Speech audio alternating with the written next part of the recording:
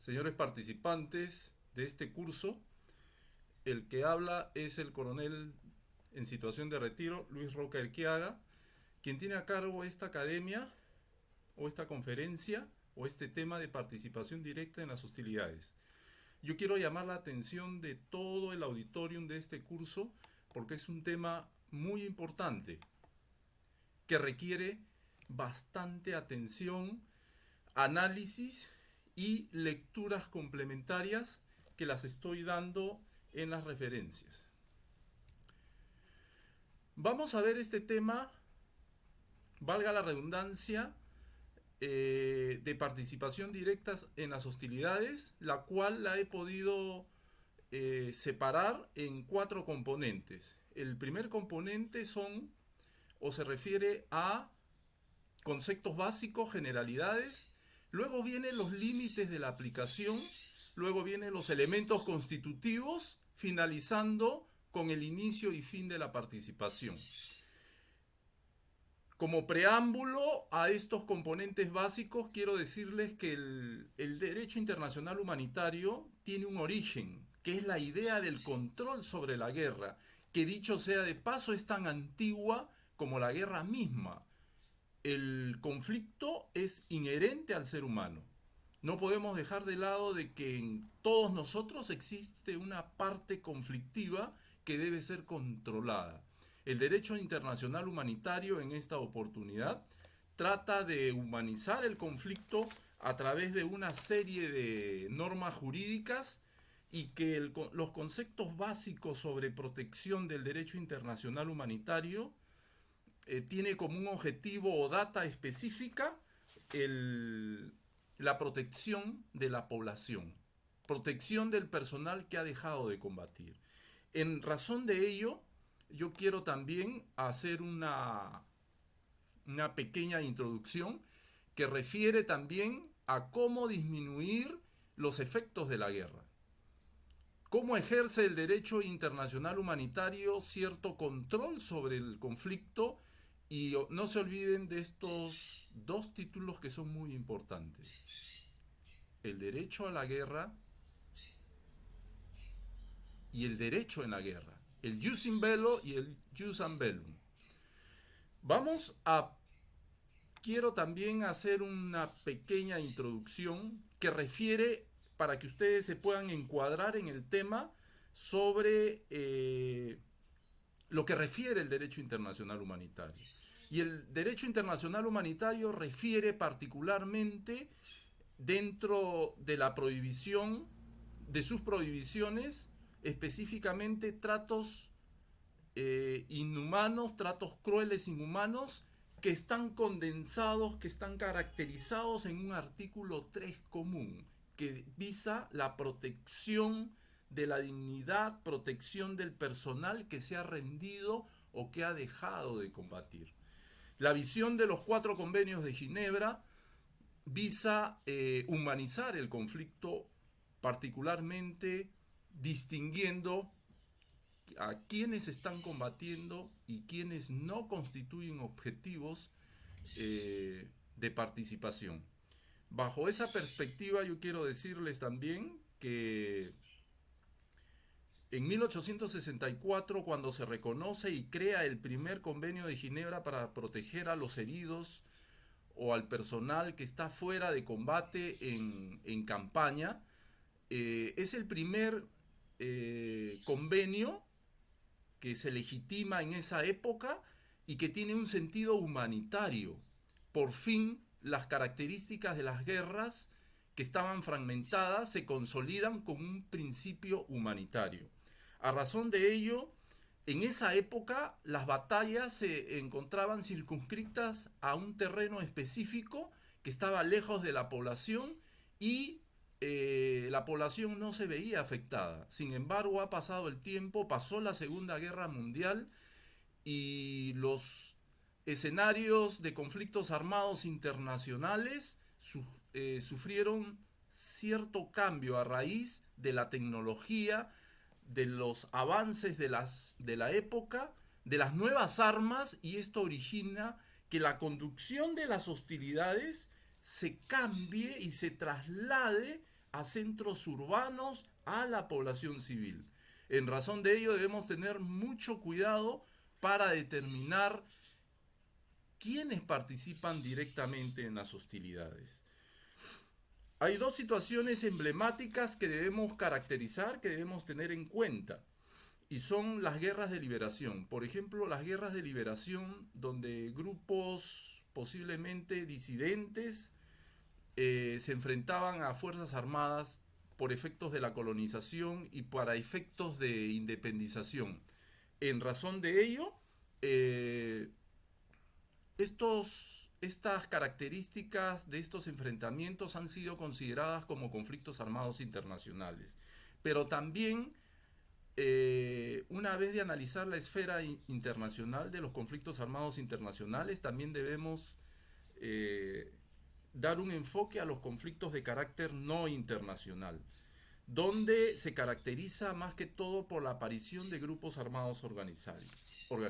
Entonces, para terminar la idea, para concluir la idea, debemos entender que es notorio el desplazamiento de la conducción de las hostilidades hacia las zonas urbanas. Y donde es fundamentalmente preocupante, es totalmente difícil distinguir quiénes participan en las hostilidades, identificar al objetivo militar, y este es un trabajo de filigrana, de mucho conocimiento y de mucha capacidad para los estados mayores para determinar los objetivos en función de la misión encomendada. Continuamos entonces, hay una pequeña definición de lo que es derecho internacional humanitario, que visa el conjunto de normas que por razones humanitarias busca limitar los efectos de los conflictos, ¿no?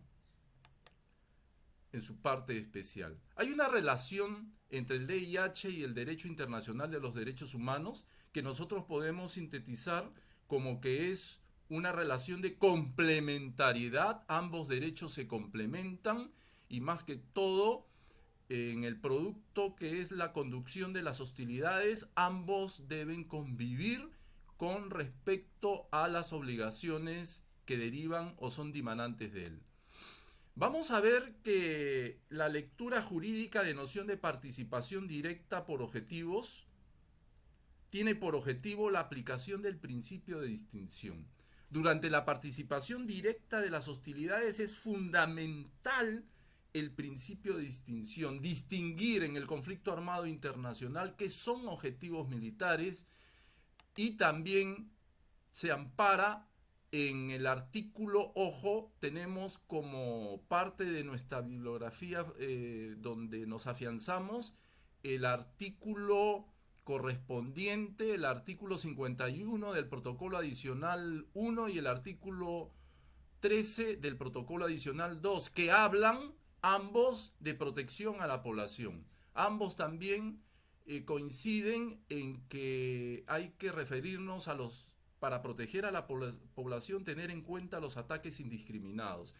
¿Qué son los ataques indiscriminados? Son los ataques donde no se considera o no se determina claramente lo que es un objetivo militar y donde posiblemente existan bombardeos que originen efectos sobre la población civil y donde los medios y métodos de guerra no son controlados y tienen efectos que no están al alcance, valga la redundancia, del control de la fuerza.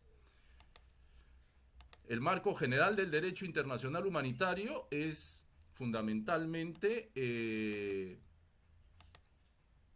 la visión, el marco de lo que significan combatientes, como también lo que significa o implica el marco general en apoyo a la prohibición civil. ¿Qué podemos hacer? Posiblemente, ¿qué no podemos hacer? Acá hay una referencia específica del ordenamiento jurídico que respalda el conflicto armado internacional y el conflicto armado no internacional. Vemos que el artículo 3 común nosotros nos afianzamos bastante, y en el protocolo adicional 2 acá vemos los convenios de Ginebra, vemos los protocolos adicionales que han surgido en el año 77 y que son la parte fundamental, aparte del derecho internacional humanitario consuetudinario, ¿no? La parte consuetudinaria que es importante para poder analizar estos constructos del derecho internacional humanitario. Vamos a ver una definición importante también, que es el concepto de persona civil en un conflicto armado. Y es todo personal o toda población que no es parte de las Fuerzas Armadas o de una de las partes beligerantes que se enfrentan entre sí. Ellos constituyen o determina la participación directa en las hostilidades. También podemos determinar lo que es el CANI, ¿no? Y vendría a ser también todas las personas que no son parte de las Fuerzas Armadas estatales y de los grupos armados organizados. Tenemos la participación directa en las hostilidades. Y cuando hablamos de participación directa en las hostilidades como acto específico, debemos determinar dentro de ello, antes de aterrizar en este importante tema, en la calidad o en la determinación de la calidad del miembro que se está analizando. Determinación de la calidad del miembro quiere decir que nosotros debemos analizar los sujetos que se enfrentan entre sí. Por ejemplo, en las Fuerzas Armadas organizadas existe la estructura estatal legítima del Estado, donde la Fuerza Armada viste uniforme, está equipada. La Fuerza Armada actúa bajo un contexto jurídico amparado en los tratados internacionales, ¿no? De manera convencional en conflictos armados internacionales y en conflictos armados no internacionales. Pero la cesa o este personal, cuando pasa a la situación de retiro, ese personal militar que pasa a la situación de retiro tiene protección directa contra las hostilidades. Este personal está reconocido. Sin embargo, en los conflictos armados no internacionales es difícil que el grupo armado organizado esté coberturado legalmente, legítimamente por el Estado.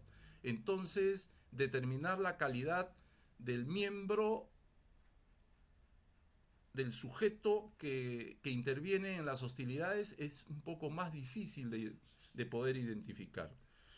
Entonces,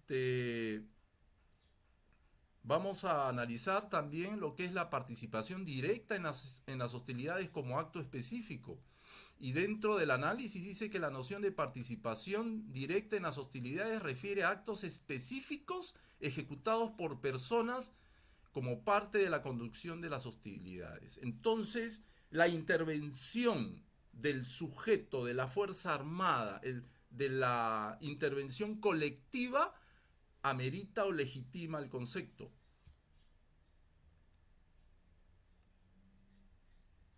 Asimismo, podemos apreciar que la participación directa en las hostilidades no es medible en contextos que no alcancen el umbral de intensidad de violencia. Entonces, estamos hablando posiblemente en otras situaciones de violencia.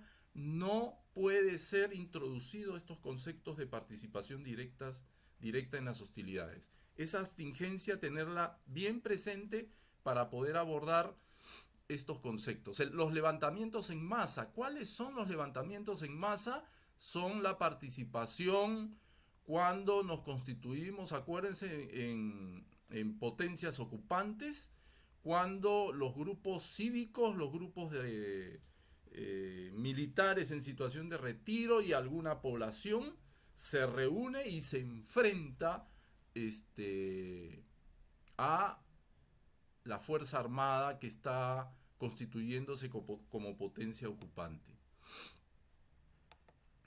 Algunos conceptos también de personas que no participan o han dejado de participar en las hostilidades, algunas diapositivas que pueden dar una reflexión sobre el tema que estamos tratando. Límites de aplicación. Ya faltándonos 10 minutos para ir dosificando el tiempo, vamos a ver nuevamente la participación directa en las hostilidades como actos específicos, pero con un agregado que dice que comprende esencialmente hostilidades y participación directa. Y es que cuando hablamos de hostilidades estamos hablando del recurso colectivo, y cuando hablamos de participación directa se refiere al recurso individual de participación en las hostilidades. No se olviden de tener presente, muy presente, este enfoque que es fundamental para poder analizar correctamente. La limitación de actos específicos. La limitación de actos específicos se refiere a que en el DIH convencional la conducta personal que constituye, dice, la parte de las hostilidades es descrita como participación directa. Y si la persona que participa en las hostilidades espontánea, esporádica, no es continua posiblemente, son elementos de juicio decisivos para la determinación del estatuto como civiles, para poder determinar jurídicamente cuál es la participación en hostilidades. Cuando hablamos de función de afiliación de la persona, quiere decir que en el contexto de conflicto armado no internacional, fundamentalmente, una persona es captada por decisión propia, por una ideología, por la familia, por amigos, y esta es una relación de análisis para poder determinar si hay participación en actos específicos. A eso se refiere fundamentalmente lo que es o a lo que se refiere este tema. Vamos a ver la función continua de combate. Y la función continua de combate es algo que yo quiero que lo caractericen bien, porque su trabajo también, o uno de los casos, como el caso peruano, el caso del análisis del grupo Sendero Luminoso acá en el Perú, amerita la función continua de combate. ¿Cómo poder determinar si tiene una participación directa en las hostilidades? Y dice que exige una integración duradera, que haya una continuidad para que sea considerado este grupo armado como lo expresamos, que tenga una participación directa. Los individuos cuya función continua consiste en la preparación, dice, el que prepara, el que conduce, tiene una participación directa en las hostilidades. Y esto lo vamos a desarrollar en el tercer punto, que está un poco más amplio. Elementos constitutivos. Los elementos constitutivos son tres. Y esto es lo importante que yo quiero que lo caractericen. De lo contrario vamos a tener algunos problemas posiblemente para poderlos abordar. Y dentro de los elementos constitutivos para poder analizar este tema está el umbral de daño, está la causalidad directa y el nexo beligerante. Miren, el umbral de daño dice que debe haber un acto directo, un acto, el acto debe tener alcance, un daño exigido. Debe haber, dice, probabilidades de que este acto tenga efectos adversos sobre las operaciones militares o sobre la capacidad militar, efectuando daños o teniendo efectos sobre y teniendo muertes. ¿Qué implica este escenario de umbral de daño? Quiere decir que hay un nivel de intensidad de violencia, de causalidad directa sobre las partes que se están enfrentando. Debe haber una participación directa, debe haber un planeamiento y debe haber efectos adversos sobre el personal que está participando, sobre las fuerzas. Ahora vamos a analizar también, acuérdense que son algunos conceptos muy rápidos que se están virtiendo porque tenemos muy poco tiempo para acabar. donde dice causalidad directa, dice debe haber un vínculo causal directo entre el acto y el daño que puede resultar de ese acto de la operación militar. Debe haber una relación, debe haber un vínculo causal directo para que pueda ser considerado dentro de este término. Y el nexo beligerante dice que es el propósito del acto que debe causar directamente un nivel de intensidad de violencia exigido para poder considerarse como y que afecte a una de las partes en conflicto en menoscabo de la otra. Entonces, señores, estos tres escenarios que deben ser analizados, les recomiendo que vuelvan a ser revisados e interpretados, son las formas ideales de o las causales que debe tener un grupo armado o para ser considerado dentro del análisis de participación directa en las hostilidades. Luego viene el inicio y fin de la participación de las hostilidades y hay medidas preparatorias que durante el conflicto son consideradas. Estas medidas preparatorias, como en el conflicto armado internacional, como en el no internacional, son características que deben ser evaluadas. Por ejemplo, debemos analizar el despliegue o el regreso de la ejecución de un acto hostil.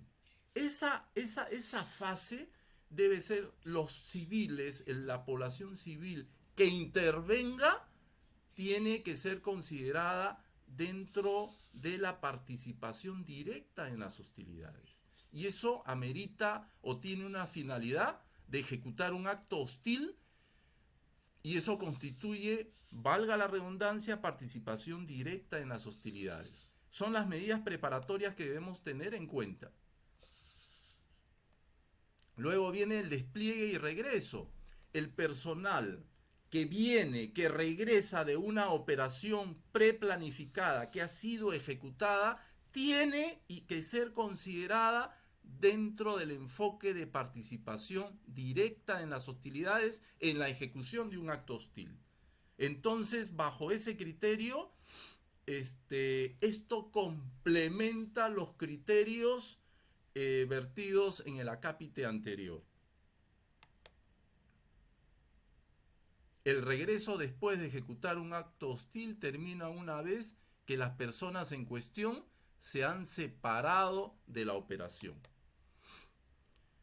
Conclusión, dice que si las medidas preparatorias, así como los despliegues y regresos en el espacio constituyen una parte integrante del acto de una cooperación específica, que equivale a una participación o comienzo o fin del acto o cooperación, es una fase de una ejecución inmediata. Esto implica, me he permitido leer la diapositiva porque esto implica, estos dos momentos que hemos analizado, implican una participación directa. Cuando preplanificamos el despliegue, cuando ejecutamos la operación y cuando nos replegamos, constituyen una participación directa en las hostilidades. Miren, acá hay grupos específicamente vulnerables que son las mujeres, los niños, los periodistas, las personas refugiadas. Asimismo, les dejo las referencias de las coberturas de protección especial de mujeres en un conflicto armado. Las mujeres gozan de protección durante los conflictos armados, la protección especial de niños en los conflictos armados. Y aquí quiero detenerme, porque hay que analizar que el niño o el joven puede haber sido capturado y llevado a un entrenamiento. O niños que han sido hijos de individuos que durante la ejecución o durante la temporalidad del conflicto han tenido hijos y son parte de estos grupos. Entonces, muchas veces discutíamos de que un niño, un joven, goza de protección, pero cuando empuña las armas puede convertirse en un objetivo militar, en función del análisis de todo este respaldo jurídico que los protege. Entonces la mujer, tanto el hombre como la mujer, tiene que ser detallado cuál es la participación directa en las hostilidades. O cuando nosotros concebimos como miembros de Estado Mayor, como miembros de Estado Mayor, la participación directa en conflictos armados internacionales y cuando los combates, la conducción de las operaciones se hacen en zonas urbanas, o mejor dicho, en la población. Entonces el Estado Mayor tiene que tener la destreza, la capacidad y el conocimiento para poder determinar qué es un objetivo militar legítimo, porque es difícil distinguir hoy en día la participación directa de las hostilidades.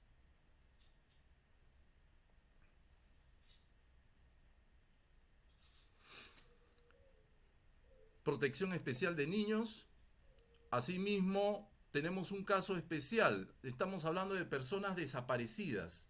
Y esta es una gestión muy importante que es cuando una persona civil en el contexto de las operaciones militares desaparece, y esas son desapariciones forzadas o forzosas que el derecho internacional humanitario cobertura, como también los derechos humanos. Y esto sucedió, hay un caso emblemático en Perú, que en una de las guerras o conflictos que hemos tenido con Ecuador desapareció un poblador, y la familia dio cuenta a la Comisión Interamericana de Derechos Humanos, y la Corte Interamericana dictó sentencias sobre mandos en Ecuador sobre la desaparición forzosa. Sobre esto hace alusión esta diapositiva.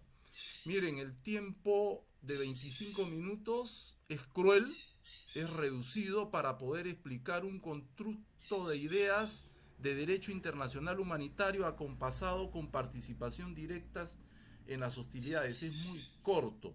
Sin embargo, estoy dejando como referencias una cantidad de temas que yo quisiera que los lean, los interpreten, y van a ser reforzados en el foro y van a ser reforzados también en el chat que vamos a tener. Les agradezco su atención.